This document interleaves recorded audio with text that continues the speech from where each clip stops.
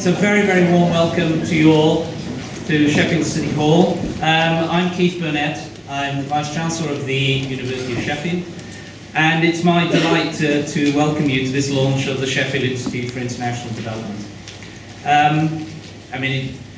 We should just reflect, and I should just reflect really, what a position of privilege we live in the community and world we have about us. And I was on a trip just a few weeks ago to India, actually, in relative, again, security, food and things of that sort, where you start to see the edges of what there is in this world. You start to see the evident poverty and complexity of world for many people that we don't have to face. We don't just have to look at our television to see the violent conflict. We see all aspects of it most directly in the media we get, the newspapers, if we're aware of it, if we're there looking for it, if we're there trying to understand it. And I think that's why I'm so delighted that we have this now. At the University of Sheffield is a place where people get a chance to think, reflect, use their academic and intellectual skills, and think what we should be doing. That's the point, and that's what's that's so important to us all. And I do think that at universities where we talk about sustainability, we talk about the future of the planet, it's an enormous relief and sense of pride to come to a group of this sort, where I know there are many people who have given their careers, their lives, their thoughts, their energies to the issues that are so important to our planet. So I really do want to thank you as a group of academics, a group of policy people, and of students who are concerned with the issues that are so important to us all. And development, it's as a Sheffield Institute for International Development, is a gigantic issue across the world, partly that we know, but lots of places that we don't. Lots of places where we don't understand what the issues are, we don't know what to do, and that's where this institute is going to do its most important work. It's going to reach out in terms of partnerships, people, listen to them, think about what their needs are, try to form with the capabilities we have, with the policy ideas we have, things that are genuinely useful to those people. So as I said, I'm not going to go on, but I did really want to, first of all, give you the biggest, warmest welcome to this event. Then to thank you for being part of this venture, particularly to thank Eugene and your staff for what you're going to do. And I do want to welcome you very much to a meeting. I'm so looking forward to Claire Short's talk. It is someone that we will have a proper introduction of, but I did want to state my personal respect for the career you have forged and the things you have done, both for this country and internationally. I'm very, very delighted that you're here today to open the conference. So welcome everybody. We have people from all areas across the university, from our partners and things of that sort. It's a very exciting event. I'm looking forward to what's going on. You as director, Jean, I'm delighted you've taken this challenge, are willing to do all the work for it, and galvanise the people around you. It's a tremendous day, so welcome everybody.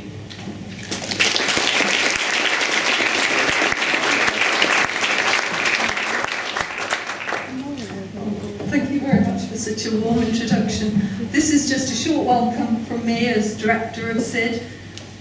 This is SIID's first formal event. It's our formal inaugural launch.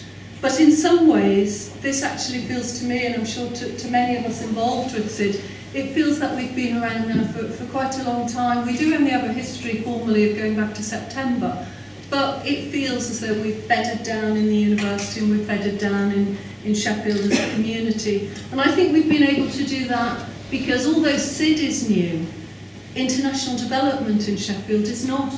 All SIID does is represent the ID team that has long existed in Sheffield. And I think it was always a project that was waiting to happen. So for me, it's an honour to be the director of the new institute. And I think I should at this point actually acknowledge the role that's been played by several people, by lots of people in Sheffield, in bringing this project to fruition. And I would just like briefly to mention a couple of them, those people in geography and those people in economics, Paul Mosley in particular, who've been carrying the flag for ID for many, many years in Sheffield. And because SIID is representing, not creating, the international development community, we've been able to do a lot from the word go. So, of course, preparing for this event, one of the things I did was look at the kind of things we've been doing since September. And I was quite impressed with not what I've done, but what people associated with SIID have done since September. We've held several workshops, lots of workshops, in areas as varied as justice claims, natural resource government. We've got in planning lots of workshops on cities in the global south, on global health governance. We've already got panels organised as SIID in international conferences. We've been invited to be members of funded international projects. And of course, and not least, we've organised an annual postgraduate conference. And in fact, it's our 4th annual postgraduate conference, not our first. So we've got lots and lots already that we've achieved. Another thing I think we need to recognise is that we've agreed to launch a book series, and I'm very grateful actually that Palgrave has come, because Palgrave is going to publish the book series with us. We've developed lots of relationships within the city and beyond the city. We've developed relationships with stakeholder groups. We're developing relationship with the Commonwealth Foundation. So we are already doing quite a lot. We know in terms of engagement that SIID has taken off in a massive way and has organised just this year 6 workshops in partnership with stakeholder groups. And Deborah, it's thanks to Deborah Sporton in particular that we've been able to do that. So we know there's lots to achieve, and it's very warming to see so many people here who are interested in the agenda and who we think that we're going to be able to work with going forward as the years go on. In particular, I think in that relationship, inevitably, we're going to have to build much closer relationships across the White Rose universities and hopefully across the Pennines as well, because it's long been a dream in the north that we would have a big federation of international development communities located in the universities across the north. And I think we can move towards that dream as lots and lots of universities set up similar institutions. There's a certain sense, I think, for lots of us that international development, it's the theme that's found its moment, it's the theme that's arrived, and we will be able to achieve quite a lot. And quite a lot of the dreams that people have been trying to pull together for the last 20 years in the university. So it's a very exciting time for us, I think, in SIID, and it's fantastic to see some representatives from some of our White Rose University and from the University of Manchester here, because we really do feel, I think, that we can collaborate and build together. So on the whole, we think we've made a reasonable beginning, but we know there's lots more to achieve. And so there's lots that we're going to be doing over the next 4 years. And so I think the website went live today, so watch this space and you'll be able to see what we'll be achieving over the next few years. I'll turn now to introducing our speaker at this inaugural event, and we're really proud, we're hugely proud actually, that Claire Short's agreed to come and speak to us.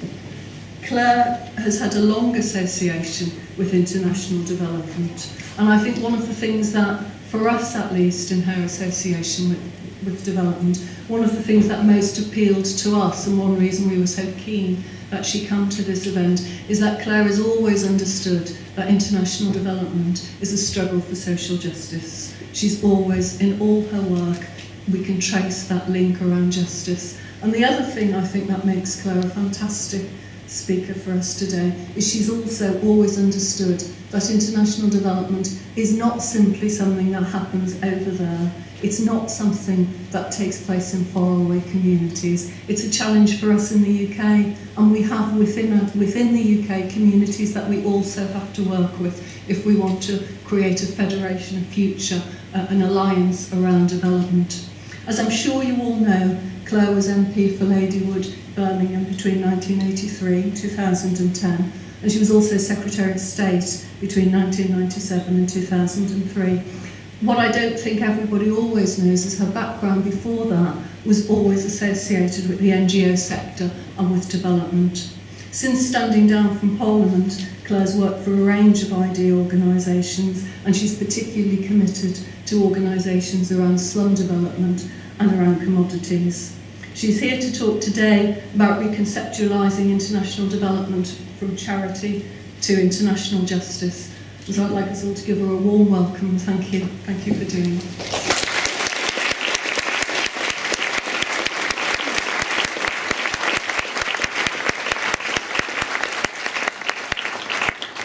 Well, thank you very much, and I'm very pleased to be here at this important event. And when I hear you talk about creating a network across the Pennines and across the north of England, I mean, the potential power of that is very big indeed and very important. And I want to begin by congratulating the University of Sheffield on the establishment of the Institute for International Development. And as you've said, when I was invited to give this lecture, the objective of the new institute was described to me as intended to promote international development conceptualised as international social justice, and you have it there on your poster. I applaud this objective and would and do argue that international social justice is the best security policy we could possibly embrace, but that's against the whole presumptions of the way the world is working. But not only is it morally desirable, it would make the world safe for future generations wherever it is that you live. So it isn't just sort of pie in the sky and let's try to be nice. It would be a more intelligent way of organising the world and using our international resources. And so I want to take the opportunity of the establishment of the new institute to try to take stock of the agenda facing those working in development more generally, and for the new institute in particular. And the first point I want to put to you as clearly as I can is that it would be a big mistake, and it is a big mistake, for some people working in development studies to focus their work narrowly on the work of the Department for International Development, development NGOs, the World Bank and the regional development banks, and the UN development agencies. Not that they shouldn't be scrutinised and critiqued and their work examined, but if you focus only on the work of development practitioners, it will not be possible to achieve the aim of promoting international social justice. So I want to use this opportunity to point, and it's already been touched on both by the Vice-Chancellor and by Jean, to point to the bigger challenge that those working in development, and therefore the new institute, will have to face. There is, in my experience, a tendency among caring people who believe there's something wrong with the existing world order and who hope to make a contribution to its improvement to gravitate towards development studies and the whole work on international development. Similarly, those who are interested in military matters and military strategy attach themselves to university departments and think tanks that focus on military matters. And those interested in foreign policy gather together in their university departments and think tanks such as Chatham House and so on.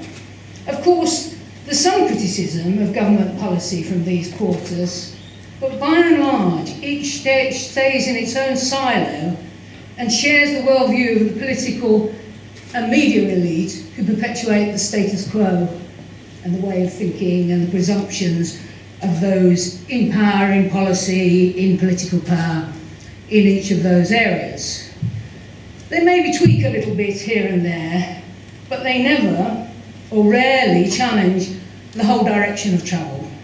Those working in development often express concerns about foreign defence policy, but they're usually constrained by academic and professional considerations, and indeed worry about appearing to take on too many political stances from commenting on the underlying assumptions of these policies, or perhaps, sometimes even worse, get sucked into helping make the errors and misjudgments of these policies work a little better, as in Afghanistan, Palestinian occupied territories, and Iraq.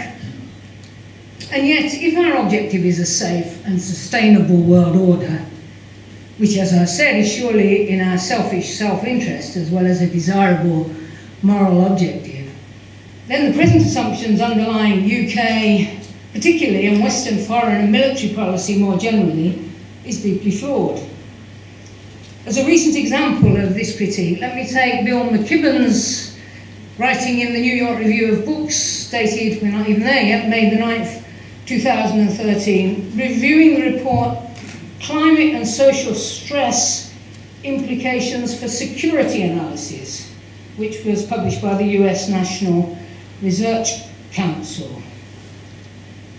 This report was prepared at the request of the US intelligence community, so no international development people trying to make the world a better place. Well, perhaps that's unfair for some of them, but not particularly people of that tradition.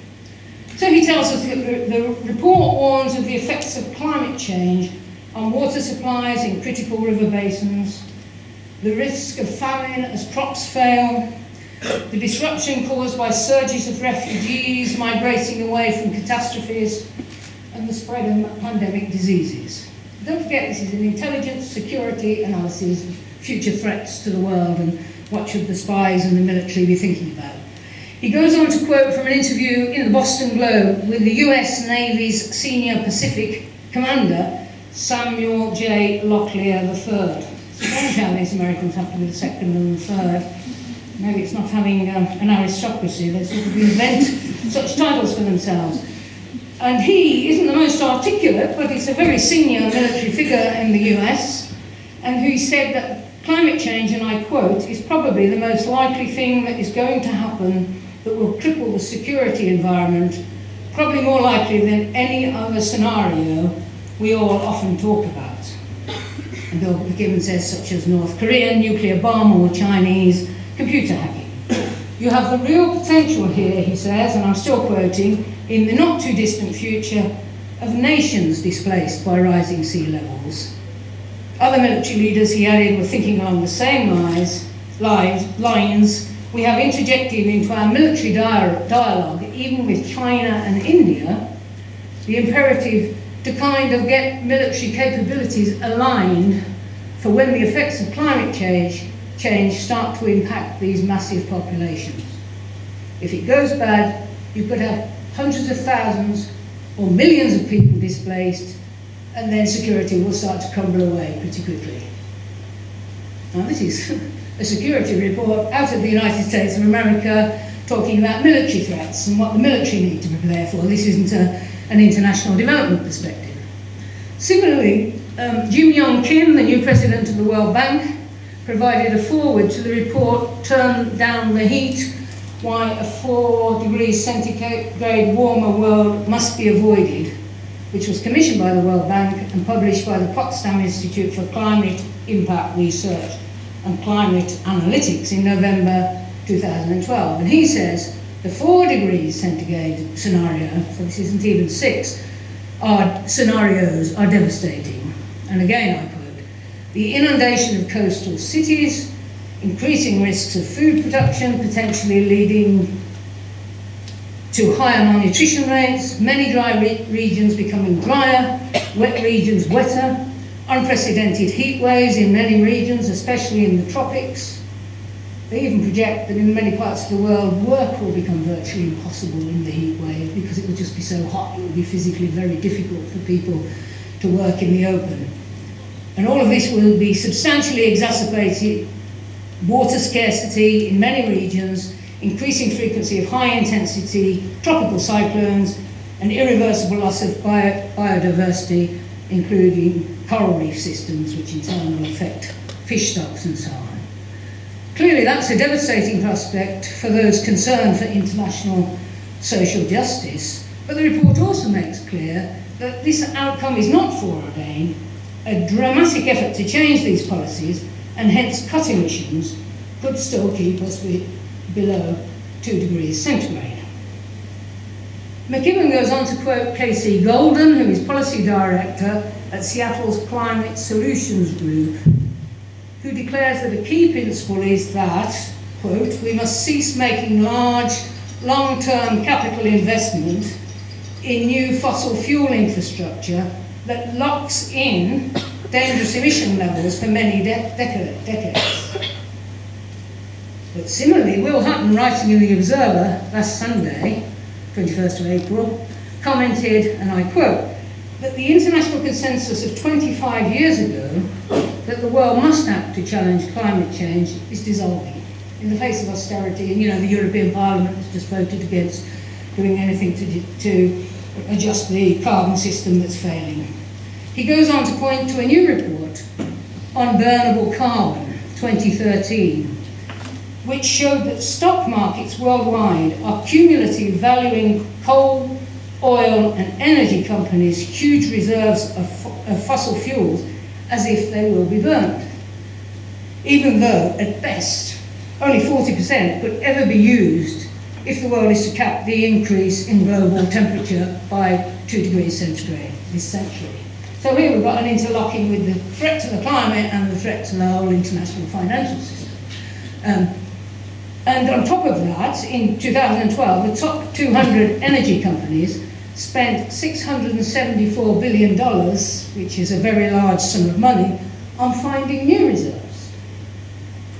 The report's authors, the Carbon Tracker Initiative and LSE's Grantham Research Institute warn that if these reserves are not burned, which is obviously the desirable outcome for our future, but I think we can't presume that they won't be burned. But if they are burned, we're going to have all the crises that I've already described. But if they are not burned, then the world faces another financial crisis, because the world's top 200 fossil fuel companies are currently valued at $4 trillion. Will Hutton concludes that what is needed is a new vision of how to do capitalism, saving us from decades of austerity and environmental disaster. And he, like the Potsdam Institute, concludes that solutions are available, but there is no time to lose, and the route we are on is not directing us towards those solutions. Bill McKibben concludes in this New York Review of Books article, rather sadly, that there's something noble and despairing about these new reports, which he suggests represent the inertia of our academic and bureaucratic systems, which continue to churn out warnings about our plight. He suggests that it's possible that their main use will be for historians, if there's any left, as proof that the alarm was sounded but ignored before the collapse of our civilization.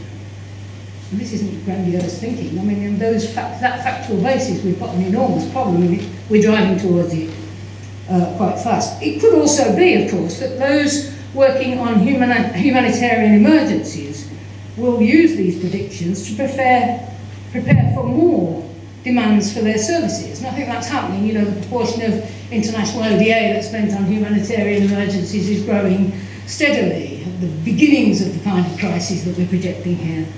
And the military will adapt their thinking to take these disruptions into account. But how much better it would be if before we could take action to prevent such disasters taking place, but that involves turning around the underlying foreign and defence policy assumptions of all the major powers in the world. I mean, that's the size of the task. And if we say, no, how can we have better aid programs, or how can we help poor people, it's always better than not. But then we're ignoring this disaster that's coming down the tracks that is too big for us to take on, or doesn't belong to the discourse of international development. It is, I think, the reality, the likelihood of terrible catastrophe, which will hurt the poorest regions of the world most severely, but will affect the whole world if we continue with present policies, that must form the backdrop to the launch of the new institute. Because this isn't all despair. This is avoidable, but that's where we're going. And the job is to see it, challenge it, talk about what has to change in order to change direction and manage the world in a different, safer, more just and more sustainable way.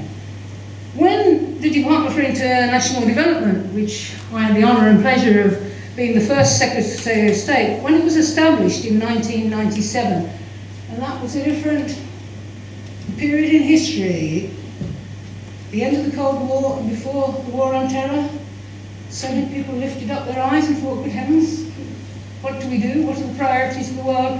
And there was a moment of a sort of more optimistic thinking about what was possible, which the War on Terror, it seems to me, closed down. And you have to ask, why does an attack on a building in New York, a terrible criminal attack by some largely Saudi people, our great ally Saudi Arabia, with no weapon other than bolt cutters, lead us to a massive increase in military spending at a higher level than at the height of the Cold War?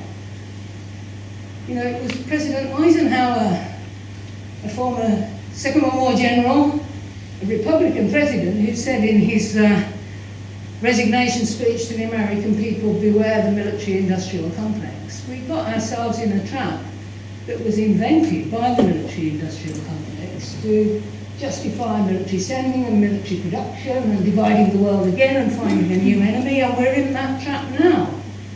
And it's part of the trap that's preventing us using our resources and intelligence and abilities to face up to the real threat that we're facing. But this is difficult and big and sounds intensely political, but we've got to find legitimate spaces not only in the political arena, because sadly the political arena is largely closed down on us, to debate these questions and turn around public opinion and turn around the policy imperatives that are leading us towards catastrophe. But when the Department for International Development was established in 1997, the thinking was that we must lift development out of the Foreign Office. You know, the old ODA used to have some autonomy, but be within the Foreign Office and subject to the Foreign Secretary's final say-so. So you could do a bit of development, but you couldn't disturb or challenge the broad direction of Britain's foreign policy.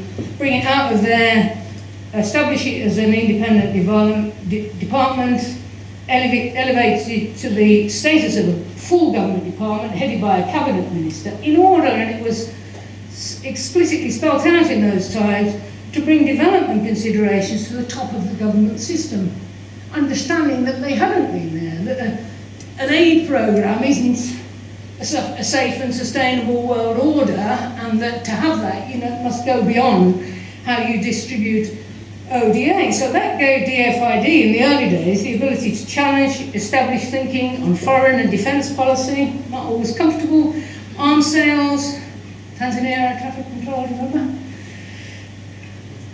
We didn't win, but we exposed it, and they got prosecuted in the end. Trade policy, international environmental agreements, and so on.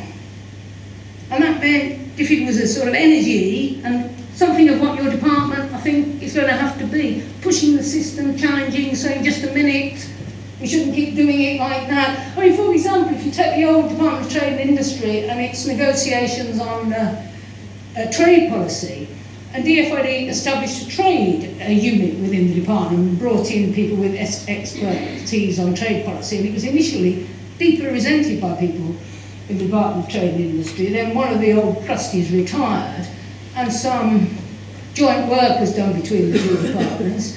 And then the trade negotiations in the Department of Trade and Industry, which is now BIDS, of course, became quite excited to be given a remit to think about what a just international trading system would look like, rather than being told to go to international negotiations and get something to Britain. And it's that kind of shift in mindset that needs to happen right through establishment thinking, through the universities, through policy making, through think tanks and so on, that we've got to achieve. But I think it's fair to say that after the Iraq War, DFID was pushed back into the narrow development box and told not to challenge the Foreign Office and the number 10 policy machine as it used to do. So this is a kind of encapsulation of the way in which we go if we're ambitious, and the challenges and the changes that have to be made, or the way in which you can be trapped into a safe area where you're allowed to be kind and nice and do development and care about the poor, but not challenge the status quo in the direction of overall foreign and military and trade and arms sales policy. But it seems to me, if it was legitimate in 1997 to expect the Department for International Development to challenge all government departments against the aim of creating a more just and sustainable world order, then it must be appropriate for the new Institute for International Development at Sheffield to set the same challenge to itself. And indeed, I think lots of the development NGOs need to be pulled together and not only work in their particular area and take on this whole agenda. Because otherwise you can work away at your bit, but no one's saying how do we change the overall in the way that it needs to be changed if we are to achieve what we need to achieve. So this is the big picture, and the challenge is to test all of you to set everything you do against this backdrop. I mean, the other trap in these days of marketisation of everything is the danger of being led by the availability of money. Both the NGOs and government and university departments and so on have to raise funding now to do the work they do, and the system decides where the money is available. And you might want to do work that cuts across what the system will allow, but you've got a real problem if the money's there for other work. So there's biases right there deeply in the system that are a very big problem. Clearly the new institute can't solve all these problems, but its work should be relevant to finding solutions to these terrible prospects. There is a danger that in international development work, one becomes mesmerised by the individual projects at hand and fails to see the big picture against which the effectiveness of the development intervention needs to be tested. I remember when I was Secretary of State being invited to a dinner at LSE with whoever the Vice-Chancellor was in those days and some very senior people, and they brought the development people to the table. And I was astonished by the micro nature of their interests. There's of course lots of money for evaluation and so on. And then you write down, and of course it matters that money is well spent and projects work well, but if the ambition is all captured by that kind of micro work, then these big questions don't get raised or asked and don't provide any guidance to the campaigning and effort that needs to take place. And I think there's a problem here because you're not allowed, are you, in academia or even in NGO campaigning and within the constraints of the Charities Commission to take political stances. And this isn't party political stances, this is deeply, profoundly political. What kind of next era of our civilization do we want to go in, and what has to be done to prevent us getting to the kind of catastrophes that I described being outlined by prestigious and authoritative reports at the beginning of my remarks. So I understand this isn't easy, but if we don't do it, we won't have international social justice, and we'll have a lot of other problems as well. And of course, we must escape the trap of development being its own sector and defence policy and foreign policy being separate and not allowed to it. Because then resources and effort and the authority of countries and international institutions have been preempted in a way that I'm sure you all understand. And of course, the Institute and those working in development need not only to address these questions, but find ways of talking about them that shifts the whole paradigm, that wins public opinion, both from below and influences policymakers and shifts. And of course, in the case of the UK, it could be a pivotal country. At the moment, it's part of the problem. It follows the US in all the worst things that it does. But if we could break away and be a middle-ranking country that worked with others around some of these issues, we could be a useful country as a sort of hub for generating a different kind of engagement in the international system, which for a time, perhaps we were. And then, in addition, I want to move on and say that within the traditional development discourse, I believe there's a need to reposition the conception of development assistance from this predominantly charitable giving, which it's still, that lingers around it and how it's presented and how it's described. And, you know, the Department for International Development in my time, I got rid of all the Union Jacks and they're now back. UK, AID, you know, on everything. The gift from the people of the UK, da-di-da-di-da. And we need to instead see it as a really small fund for investment in a safer and more sustainable and just world order. There are, in my view, clear signs of an unravelling of public support for aid.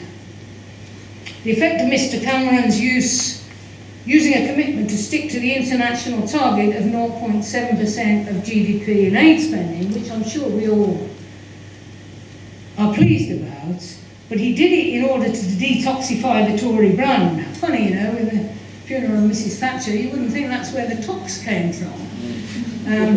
You know, she's a great icon of national unity, it seems. Well, her party has had to detoxify themselves because of what she left them. But anyway, that is a political comment, but I'm allowed to make it. But there's no doubt that his commitment on aid spending, and indeed to protect the national health, they've got to find a funny way of going about that, was about shifting their image, seeming to be kinder and more caring. But I'm not sure that that commitment for those reasons has been entirely beneficial. It's led to constant attacks on aid from the right-wing press, and right-wing politicians, and a defensiveness in the Department for International Development, which has led to a massive growth in bureaucratic procedures in order to ensure all spending is tightly supervised and scrutinised. Thus, the FID is grappling with a growing budget, cuts in staff numbers, a requirement to work in more fragile states, and procedures that permit no risk-taking. That is, talk about sustainability. I mean, if you've got to be very safe and never take a risk, and you're going to work in some of the riskiest countries in the world, you'll be driven into sort of humanitarian interventions and nothing that will bring about solutions to the underlying problems of some of those countries. So, we have a problem here. It's notable, I think, that the UK public are quite happy to want more than the 2013 planned spending of £46.4 billion on defence. So they're happy with money for killing people, or 126 billion on healthcare, just to give you the numbers, big numbers, 97.2 billion on education, and these are after the cuts, but deeply resent the 7.8 billion spent by DFID in 2010-11, and the planned rise to 11 billion in 2014.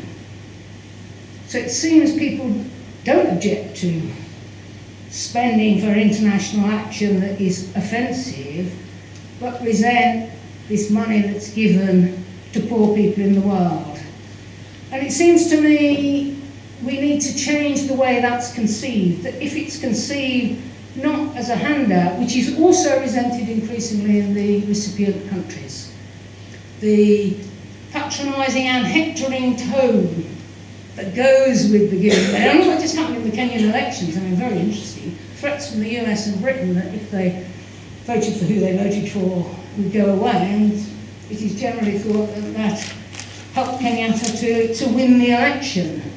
So I really do think that we need to look again at how aid is presented and make it seen as a small fund for investment in humanitarian emergencies, which can happen anywhere. I think the UK gave some help to Japan after the tsunami, for example, which is not a poor country, but was having a crisis and a disaster, and as we know from those earlier analyses, there will be more of that kind of thing, but also for post-conflict reconstruction and for helping the poorer people in the poorer countries to be able to be self-sufficient and create their own economic and social development. That needs a bit of thought, but we need a different discourse, a different way of talking about it that doesn't fall into this trap that we're in at the moment. I think similarly that northern NGOs are resented, particularly by governments in many southern countries, who come along, particularly human rights NGOs, and this will be maybe startling to some of you that I say this, but for example in the Extractive Industries Transparency Initiative, which I chair, Ethiopia wants to be a member, and the commitment there is, and it looks as though there's going to be some big finds in the Rift Valley of mining or oil resources. And the commitment there is to be completely transparent about what companies pay to governments and what governments receive, so there can be greater accountability and so that the resources might be better used, because you know that these resources everywhere tend to go with what is called the resource curse, where you get an increase in corruption and an increase in inequality and so on. But the northern NGOs represented on the EITI board, because some of their organisations can't work in Ethiopia because they don't allow NGOs that are funded externally to do policy campaigning. And I think we have to think about that, because who's dictating the agenda then? This is sensitive, but we've got to discuss it. Therefore, they won't let Ethiopia join an organisation that's about international transparency and comparability of what kind of returns you're getting on your revenues from mining and oil. I find, for example, that when I speak or participate in conferences in Africa or with African audiences, there's lots of admiration for what's being achieved in Ethiopia and Rwanda, and a lot of interest in imitating and learning from, because there's a lot of progress in lots of sectors. But by and large, with Western audiences, they're both seen as authoritarian and undesirable. And so you're getting increasingly in Africa an interest in the Chinese model and a more authoritarian model. And it's not that young Africans don't want freedom and human rights and the freedom to use social media and see what's going on internationally, but there's a sort of hectoring, no, you've got to do it like us, that is resented.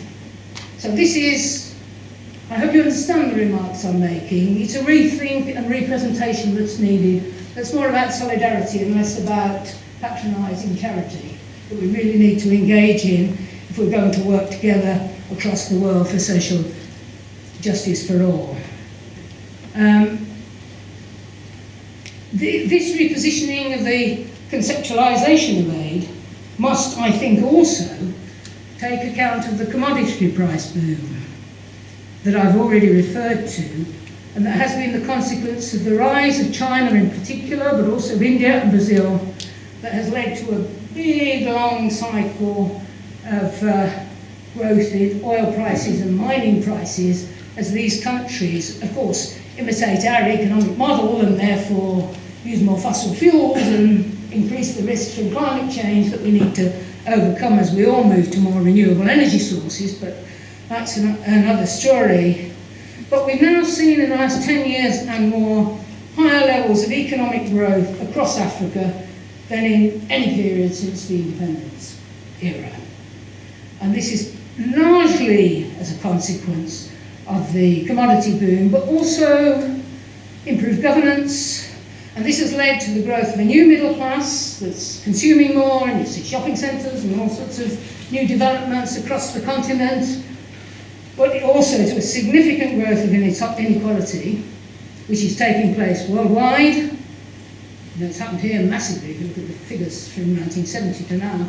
Started under Thatcher, continued under New Labour, with all the consequences as spelled out in that wonderful book, The Spirit Level. So this is an international challenge, and part of the problem of the last financial era that's led, the neoliberal era that's led to the financial crisis. But in Africa, significant improvement in economic growth, new middle class, big increase in inequality, which means that economic growth isn't bringing much benefit to the poor, because if you're sort of very unequal, then economic growth doesn't give very much to the people at the bottom. In a much more equal country, of course, they benefit. Ethiopia is much more equal than on Gini coefficient figures than many other countries. The challenge is, of course, therefore, it's not just aid. This is countries' own money, their own resources, massive resources, selling to us and to China and to India oil and mining that they need for their stage of economic development. But many countries are getting very low returns on that investment. And they mustn't tax in order to attract inward investment, and then you get bits of corruption, and you get governments that get benefits even and don't share them with their people. That's the resource curse. And if you look at the Democratic Republic of Congo from the time of King Leopold, or the problems that Nigeria still has, that's the resource curse, and it is a curse of rich resources. What a contradiction. And now we've got this across the continent and in other countries, and therefore it's not an aid question. The challenge is to make further progress in requiring transparency and better accountability of companies that are largely based in the north, and governments in turn, to ensure that countries share fairly in the rise of commodity prices and that people share in the revenues of their country. So that's a different development challenge to how do we distribute the aid. It's how do we make sure that people's own resources, that they get the proper return and they're used to invest for the benefit of the people. There has been progress recently, as you will know, in the US with the Dodd-Frank legislation, which was about the re-regulation of their banks, but a provision was smuggled in that said all mining and oil companies listed in the US have to publish and declare all their revenues that are paid to governments anywhere in the world. And the EU is now very close to requiring the same thing of companies listed in any EU country. But the scandal of transfer pricing, you know, when they intellectual properties in the Cayman Islands. An awful lot of the money of some oil or mining company has to be paid to the Cayman Islands for the intellectual property. Transfer pricing, so you've got a contract with a country that says, you know, they'll be paid so much out of the revenues, and this is complex because, of course, the investment up front is considerable, and countries give tax relief on that investment, so the oil and mining doesn't start for some years. So working out whether you're getting a fair price is not an easy matter, because there's always, you know, allowances against taxation for the initial investment. And transfer pricing and that scandal and the use of tax havens to avoid fair revenue sharing is a major burden on developing countries. So this is them getting a fair return on their own resources. And of course, this issue has become up in the spotlight in countries like our own, because those same practices are now beginning to erode the tax base in the OECD countries, but it's been going on for developing countries for a considerable time. And Britain, of course, probably leads the world in dependent territories that are tax havens. So there's a particular, you know, Bahamas, the Cayman, Jersey, etc., etc. There's a particular responsibility of us to address this question. The other major historical change that's taking place in Africa and South Asia is a massive acceleration of urbanisation and the widespread growth of slums. Now, the image of poverty in the world and in development is of a rural population, but that is changing very fast, and it's not just megacities, it's small towns, it's urbanisation right across South Asia and Africa. And this is both an opportunity and a challenge. No country has reached middle income status without urbanising, but most development agencies and development country governments are fearful of slum dwellers.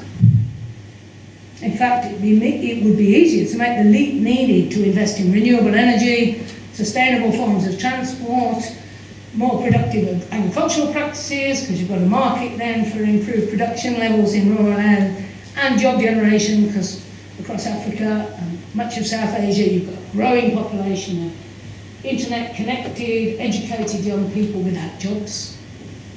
And that's, of course, one of the forces that generated the Arab Spring, a great advance, currently experiencing a counter-revolution, but it will come again, those people won't go away. But there's a similar young, educated generation across Africa, graduates connected to internationally, know what's normal in the international system and not able to get jobs. And as Donald Kaberuka, the president of the African Development Bank, and former finance minister of Rwanda, said at their annual meeting shortly after the Arab Spring broke out, Africa's ready for something similar. That if there aren't jobs for people, there will be trouble. I kind of look forward to the trouble, but maybe that's a bit dangerous.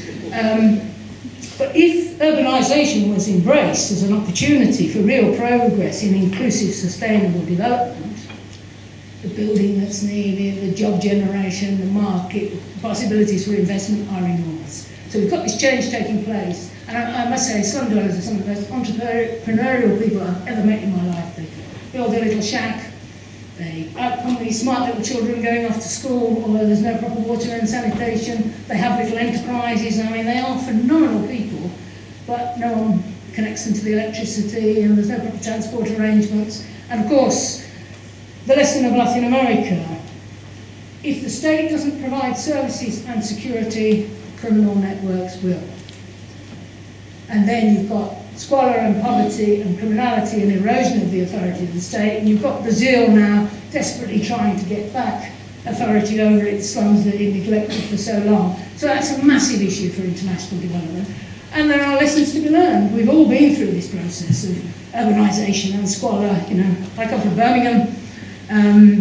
In the 1830s, there was squalor, cholera, child labour, and the struggle then of people was to form trade unions, demand the right to vote, demand a fair share in the proceeds of the new wealth, and that will come again. But of course, you're getting urbanisation, a sort of jobless urbanisation in Africa and South Asia that is a further challenge. So this is a major theme for international development that I think has been missing and needs to be addressed and taken on. It brings in, or like I noticed in your network, you said you had urban planners and so on, very important. We've got to get that perspective in. It's an issue on which DFID has been missing, and I hope will be begin to address soon. The last but not least point I want to put forward for your consideration as you build your new institute is that Afghanistan is the third biggest recipient of UK aid at £264 million per annum. And the Palestinian occupied territories are the 20th biggest recipient. And when you consider the small size of the population comparatively, spend per head is significant. The point here is that it is simply not possible to disentangle UK development efforts from the policies the UK supports in the Arab world.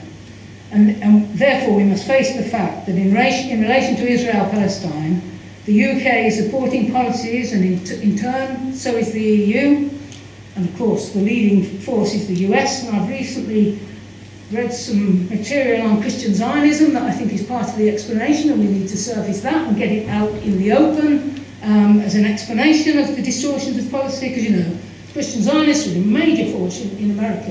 Evangelical Christians believe, and this is extraordinary, I think it's leading the foreign policy of still the greatest power in the international system, that there must be a Jewish state in the whole of historical Palestine before the Messiah returns, and then they will all, in the rapture, go up to heaven, and there'll be a period of turbulence and Armageddon, and then Jesus will come again, and we'll have 1,000 years of peace and tranquility. I know it's ridiculous, but they go on massive visits, send money to settlements, encourage the expansion of the settlements that are illegal in international law, etc., etc. And it's just another issue that there are some books out there now, and some Stephen Sizer is the book I've just read. It's a very important theme that we need to bring into the open so that people see the ludicrousness of the nature of the policy. But as you know, after the Second World War and the disaster of that war, when 50 million people died, half of them in Russia. And just think of the numbers, because we've been through some wars and they're very, extremely distressing, but think of those numbers in a very short period of time. And so the war to end all wars, the law was never again will any country be able to take territory by force. And then there's Geneva Conventions laying down if another people's land is occupied, how the occupier must behave, they mustn't change the institutions, they must take care of the humanitarian needs of the people. And Israel's constant taking of extra territory, which has been denounced by the International Court of Justice in its, the highest court in the whole international system, in its advisory opinion in 2004, continues. And the EU has a trade treaty with Israel that gives access to the largest single market in the world, and the US supplies lots of military equipment and supporting the Security Council and so on, which in turn is bringing the UN into disrepute. Now here's the problem.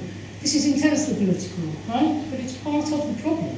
If we want an international system that is based on international law and gives full respect to all people, we have to address this. And at the moment, the EU and the UK are paying the costs of Israel's occupation. But in international law, Israel should be paying the cost. If it was paying the cost, it would be costing it, and it would be less likely to want to continue it. So there's a sense in which that intervention, which can be presented as being caring about the Palestinians, is actually propping up the problem. Now, I hope I'm not worrying you too much. I mean, this is important and exciting, but this is the agenda. And because this is political and difficult, if you go back into the development box and do evaluations of water projects and so on, which you might have to do to raise some funding, then we're heading for those catastrophes that I described at the beginning. On the other hand, this is the challenge, but it's enormously exciting. Because if we could face down these things, we really could create a more just and decent and sustainable world. And we can't do real international development without changing all those presuppositions. For example, just another example before I bring my remarks to an end. In that period, after the end of the Cold War and before the War on Terror, people like the British SIS, MI6 were really worried they were out of a job and their budget was reducing. And they used to come and see me and say, can't we do some work for you? And I'd say, oh, I don't really have you spying on governments I'm working in partnership with. And they kept coming, different Cs, as they got appointed, would come and see me and try and chat me up. And similarly, the head of the Admiralty would invite me to Plymouth and say, we do humanitarian relief, you know. And this is the ship and this is the training. But there's a lesson in that. If you come to Sierra Leone, I know it's been written off as one of Blair's wars, but it was no such thing. There was a rather flawed UN-led peace process to bring the civil war, which had been going on very brutally for some time, to an end. And there was a UN peacekeeping force as part of that. And it was starting to wobble and collapse because UN forces were being taken hostage. So the UK went in to evacuate the Europeans, and the European countries have that kind of agreement. Countries who are linked to other countries in various parts of the world, if there's a crisis, will get out all their people. And then there was the sudden flurry of people like me saying to Blair, if we do that, Freetown will fall again, and it'll be the UK just looking after the Europeans. So they kind of stayed and didn't know what their job was. And then, actually, they had one of their guys taken hostage when 11 of them had gone off into the bush. I still think they were playing a game of football somewhere. But that led to the SAS being sent in to rescue the 11. And that led to some of the West Side Boys, which were one of the Civil War groups, losing a lot of men. And it led to a shift in the belief of the rebels that the international system meant seriously to challenge what they'd been doing. And then the UK troops helped to train the new army, because of course the army had joined the Civil War earlier on. And there were lots of UK troops that I saw in Birmingham on Armistice Day, who'd served in Sierra Leone, not fighting, but helping that country who'd been through a foul civil war, rebuild its institutions, and they were enormously proud of what they'd done. In the Democratic Republic of Congo, which has these desperate levels of both rape and plunder, and then ill health and disease and loss of life because there is no governance and so on, we've got the largest UN peacekeeping operation in the world. But if we had forces with proper logistics and helicopters and so on that could show the rebel groups that this was not allowed, then not only would the people of the Eastern Congo have a better life, there'd be more respect for UN peacekeeping operations wherever they took place. So this is part of it, isn't it? What do we want our military for? Do we want them to do the sort of things they did in Sierra Leone? Would we like to see them contributing in the Democratic Republic of Congo, or do we want them to support the invasion of Iraq and the ridiculous operation in Helmand in Afghanistan? So this is what I want to say to you. Congratulations, but this is the backdrop.